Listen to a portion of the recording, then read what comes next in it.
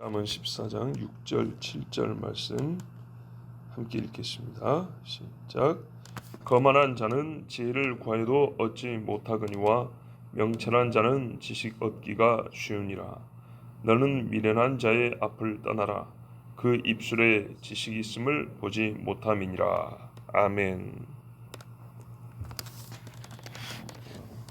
우리 6절 말씀에 보면 거만한 자라 그랬는데 뭐냐면 비웃는 자다 이런 말입니다. 비웃는다.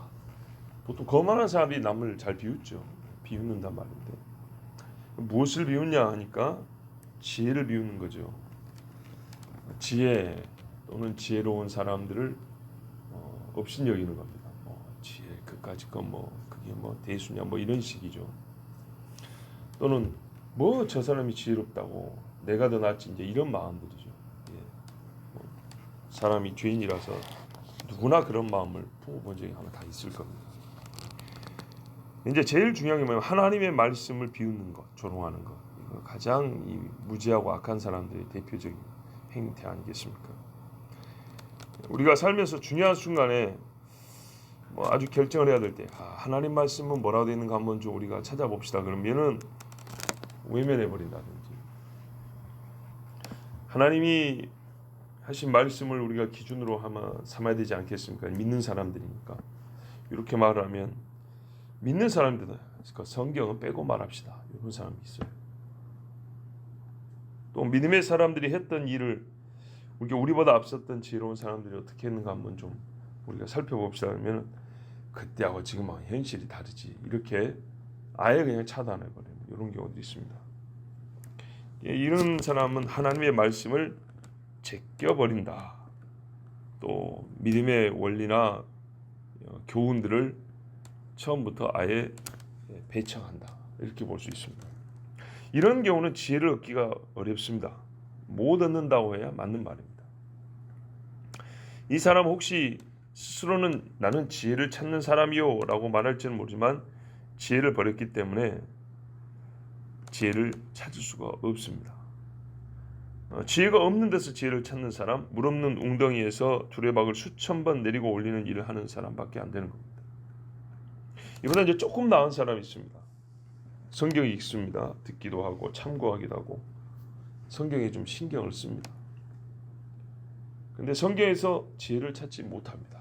왜 그러냐면 결정적으로 찾고 싶은 것만 찾는 그런 태도라든지 아니면 찾았을 때 내가 원하는 이렇게 찾고자 하는 마음이 있는데 막상 찾았을 때 내가 원하는 게 아니었어요. 그런 때는 역시 배척하는 경우죠. 성경에 문제가 있고 성경이 전체가 지혜를 담고 있지 않고 66권을 해봐야 한두 절 지혜가 있는데 그것도 어디 붙었는지 알 수 없는 이런 텅 빈 창고가 같다면 이해가 되는데 그게 아니라 마음이 하나님의 말씀에서 지혜를 찾는다 할지라도 얻고자 하는 그런 사모하는 마음과 겸손한 마음이 없기 때문이죠. 성경보다 자기 마음을 높이는 그런 태도인 거죠. 헤롯이 예수님을 보고 싶어 했습니다. 왕이 했으니까 진짜 예수 좀 불러와라 이러면 되는데 참 그 소리는 못 하겠고 근데 예수님이 잡혀서 왔단 말이에요. 보고 싶었는데 그래서 뭔가 대화도 나누고 좀 했는데 서 있는 예수님을 조롱했지 예수님에서 지혜 한마디도 얻어듣지 못했습니다. 사무엘이 거의 일평생 같이 있었습니다. 왕이 될 때부터 해서가 이제 거의 왕된 이후에 같이 있었는데 최고의 모사요 고문, 그러니까 자문을 해줄 수 있는 그런 사람이죠. 사무엘이. 그런데 사무엘을 정치적으로만 이용했지 젊은 날에 그 겸손을 잃고 나니까 사무엘에 대한 존경심도 버리고 나니까 사무엘을 통하여 하나 지혜를 얻지 못했습니다. 오히려 그 사무엘의 지혜는 다윗에게 전수되었죠. 바리새인은 성경을 입에 달고 살았습니다. 그래도 성경이 가리키는 예수님을 얻지 못했어요. 오늘 우리가 비웃는 자, 거만한 자는 지혜를 구하여도 얻지 못한다. 그러므로 성경을 조롱하면서 지혜를 얻겠다는 사람은 세상의 과학자나 철학자나 의학자나 목회자나 신학자나 할 것 없이 진리를 얻지 못합니다. 하지만 명철한 자, 오늘 말씀에 명철한 자, 깨닫는 자는 지식 얻기가 얼마나 쉬운지 모릅니다. 그럼 처음부터 똑똑한 사람이어야 되냐가 아니고 성경에는 여호와께서 명철을 가르쳐준다 했습니다. 그 말은 어린아이같이 받는 자라 이런 말이 되기도 하겠습니다. 깨닫는 자에게는 얼마나 쉬운지 모릅니다. 이토록 쉬운 게 없어요. 제가 우스갯소리로 그분이 하시는 말씀이 약간 우스개였어요. 근데 틀린 말이 아니고 맞는 말이었어요. 장신대에 신약학 교수였던, 지금은 은퇴했는데요, 성종현 교수라는 분이 있었어요. 가수 성유리 아빠라 그랬죠. 유명한 분이었습니다.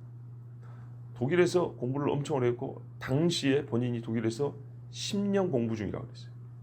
근데 한국 분이 잠깐 독일 왔다가 자기 집에 머물면서인가 어쨌든 신약을 읽어보라고 이제 그분이 처음으로 성경을 본 모양이에요. 열을 다 읽더니 교수님, 그때는 뭐 선생님이라 했는지 하여튼 교수님은 공부를 10년이나 하신다는데 나는 열을 이렇게 다 알겠던데요. 이런 거. 그렇죠. 주제와 우리에게 말씀하시는 분명한 목적은 한 번 읽어도 다 알 수가 있습니다. 그래서 한 번 읽고 하고 깨닫고 회개한 사람들이 많이 있지 않습니까? 뭐 그 사람들이 100번 읽은 것도 아니고. 근데 이분은 한국말로, 헬라어로, 독일말로 10년을 연구해도 아직 모르겠다. 그건 이제 깊이 들어가는 거죠. 그러나 전체적인 요지는 일반 사람이 성경을 처음 읽는 사람이 하여튼 한 번 읽으면 알 수 있다고 말입니다. 그래서 열을 읽은 사람이나 10년 공부한 사람이나 알겠다 하는 건 똑같은 겁니다. 어린아이가 천국과 지옥을 알고 있습니다. 그죠? 알아요. 근데 세상에서 철학 박사를 가지고 있어도 천국과 지옥을 이해는 못하고 받아들이지 못합니다. 예수를 믿은 지 얼마 안 되는 순수한 마음을 가진 자가 예수 재림, 마지막 심판 알고는 오열, 슬피움과 또는 소망을 동시에 가지게 되는 경우가 있습니다. 박사 사울이라고 부를 수 있겠죠. 사울이 회심하자 그때서야 그가 어부 베드로와 같은 성경 지식을 갖게 됐다는 거 아십니까? 회심하기 전에 사울이, 바울 말이죠, 어디에 베드로하고 비교당하는 걸 원하겠습니까? 말도 안 된다겠죠. 그런데 회심하고 나니까 오히려 그때서야 본인이 뒤늦게 베드로 수준의 성경 이해를 갖게 되는 거예요. 오순절에 베드로 설교를 들어봐 보세요. 고대 세계 학문과 지식의 고장 알렉산드리아 출신 아볼로, 대단한 엘리트 청년입니다. 근데 이 아볼로가 상인, 천막 만드는 상인 브리스길라와 아굴라에게 가서 더 배웠다는 사실을 아십니까? 그래서 성경의 지식이 학벌, 학력, 지능지수, IQ에 달린 문제가 아닙니다. 참 지식이란 건 마음의 태도와 자신에 대한 겸손한 인식. 나는 모르는 사람이다. 나는 하나님의 말씀 통하여 지혜와 지식을 얻어야 될 사람이다. 여기서부터 참 지식의 습득과 배움은 시작됩니다. 먼저 겸손한 자에게 지식을 주십니다. 그래서 어린아이 같은 자라 그랬습니다. 더 명철을 사모하는 자가 더 깊은 지식을 얻습니다. 뭐 우리가 여러 번 들은 말이지만 다윗의 아들들 중에 솔로몬이 태생적으로 똑똑하다는 걸 알고 있었어요. 그래서 너는 지혜로운 자인즉 하고 시작을 했단 말이에요. 그리고 성전 지을 것과 후에 이 국가의 관리와 정부 조직 체계를 세울 것을 솔로몬에게 다 일러줬어요. 제사장 제도까지. 근데 이거를 똑똑하지 않으면 일러준다 한들 이해하겠습니까? 불가능한 얘기죠. 그런데 솔로몬은 그를 다 이해했습니다. 다윗이 보니까 똑똑하다 이 말이죠.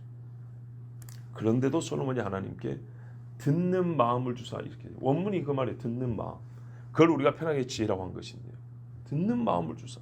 듣는 마음. 하나님이 안 가르쳐주면 내가 아무리 똑똑해도 이 사람들 재판 못한다는 겁니다. 이 백성을 바른 길로 세울 수가 없다 그랬습니다. 조직과 시스템이 문제가 아니라 사람을 바로 세우는 게 중요하거든요. 그러니까 인사이동을 말하는 게 아닙니다. 사람의 생각들을 바로 정립시켜주는 일, 왕이 해야 될 일인데, 하나님의 백성으로 바른 생각, 믿음을 갖게 해줘야 되는데 이건 내 힘으로 못합니다. 그래서 하나님 듣는 마음을 주사 판단하며 세울 수 있게 해달라 그랬어요. 이게 하나님 마음에 합하다 그랬습니다. 다윗은 일생에 하나님 마음에 합하여 하나님께서 지혜와 승리와 평안을 주셨고, 솔로몬도 그 기도하는 마음을 갖고 있을 때는 하나님께서 듣는 마음, 지혜와 부와 수를 더해줬다 그랬습니다. 명철을 더 사모하는 자가 더 깊은 지식을 얻습니다. 하나님이 줍니다. 생명과 안위와 직결되는 것이기 때문에 이 지식은 많은 재물과 바꿀 수가 없습니다. 지혜를 조롱하는 자, 성경을 무시하는 자를 일컬어 7절에 보면 어리석은 자라 그랬습니다. 거만한 자, 조롱하는 자, 어리석은 자, 다 같은 사람들입니다. 우리는 그 사람의 입에 진정한 지식이 있음을 보지 못합니다. 많은 이야기를 하지만 정말 생명과 관계된 지식이 있는가 할 때는 하나 쓸데 있는 게 없습니다. 오히려 많은 말을 할수록 자기 모순과 수시로 바뀌는 개념 정의와 말이 달라요. 이게 뭡니까? 컵인데 컵이 뭐냐면 오늘은 A라고 했다가 내일은 B라고 했다가 그 다음에 C라고 했다가 왔다 갔다. 또 입장과 상황에 따라서 교묘하게 말을 돌리는 처세만 볼 수 있습니다. 반드시 알아야 할 일은 어렵다고 피하고, 몰라도 되는 일은 길을 쓰고 시간과 정력을 낭비하는 삶도 이 세상에서는 참 많이 볼 수 있습니다. 하나님 진리의 말씀을 읽는 데는 하루 10분도 안 쓰지만 인터넷 홈쇼핑에서 100원 적게 파는 데는 어디냐 하는 데는 1시간 2시간이 그냥 가버립니다. 잘 무는 개 옆에 있는 것은 위험하고, 흔들리는 다리 위를 걷는 것은 심히 불안하고, 태풍이 부는 바다를 노를 저어 갈 수 있는 그 작은 배를 타고 심리를 한번 노를 저어 보겠다는 것은 미친 짓이라 할 것입니다. 그렇다면 미련한 자가 진리와 지식의 말씀을 조롱하며 명백한 증거와 확실한 논리가 구비되어 있는 하나님의 계시의 말씀을 무시하는 말을 하는 것을 가만히 듣고 하루, 이틀, 열흘, 1년, 2년 그렇게 시간을 보내는 것은 어떻습니까? 제일 위험합니다. 이거는 영혼의 생명력이 새 나가는 것을 그대로 보고 있는 것 같기 때문입니다. 정신과 영에 심각한 타격을 주기 때문입니다. 그러므로 오늘 말씀에 우매가 들려오거든 지혜로운 자는 조용히 그 자리를 떠나라 그랬습니다. 보십시오. 떠나는 것이 어떻겠니가 아닙니다. 그의 앞에서 떠날지어다 합니다. 오래 머물수록 악취가 배입니다. 어떤 분이 이런 말을 했어요. 하수구 청소를 해봤다 그랬어요. 저도 군대에서 하수구 청소해봤는데 제가 한 거 그 속까지 들어간 게 아니니까 위에서 떠내는 거였는데, 들어가서 청소하는 분들이 있어요. 정화조 속에 들어가서. 이런 분들은 들어가서 숨을 한번 들이키는 순간 그 악취가 얼마나, 말 그대로 사망의 냄새, 폐에 썩는 내가 들어와서 숨을 쉴 때마다 썩는 내가 내 폐를 구석구석 채우는 것 같아서 견딜 수가 없어요. 현기증도 나고 구토도 나고. 보세요. 썩는 냄새를 한번 들이마신 후에는 마스크를 쓰고 산소호흡기를 달고 가도 계속 내 안에서 끊임없이 썩은 내가 솟아나오는 것 같아서 육체와 그 정신적 스트레스를 심각한 고통을 겪는다 그랬어요. 우매는 바로 이런 거예요. 그래서 떠나라는 거예요. 거기서 자꾸 호흡을 하니까 썩는 내가 계속 나오는 거예요. 내 속에 들어왔다 나왔다 들어왔다 나왔다 하면서 폐가 썩는 거예요. 전도서 10장 1절 3절에서 참 이와 같은 말씀이 있었어요. 죽은 파리들이 향기름을 악취가 나게 만드는 것 같이, 파리가 향 냄새 맡으러 왔다가 거기서 이제 빠져 죽는 거죠. 몇 마리가. 그랬더니 이 파리가 썩어요. 그럼 향기름 냄새가 파리 썩는 냄새 덮는 게 아니고 파리 썩는 냄새가 이 향기름을 오염시키는 거예요. 죽은 파리들이 향기름을 악취가 나게 만드는 것 같이 적은 우매가 지혜와 존귀를 난처하게 만드느니라. 지혜자의 마음은 오른쪽에 있고 우매자의 마음은 왼쪽에 있느니라. 우매한 자는 길을 갈 때도 지혜가 부족하여 각 사람에게 자기가 우매함을 말하느니라.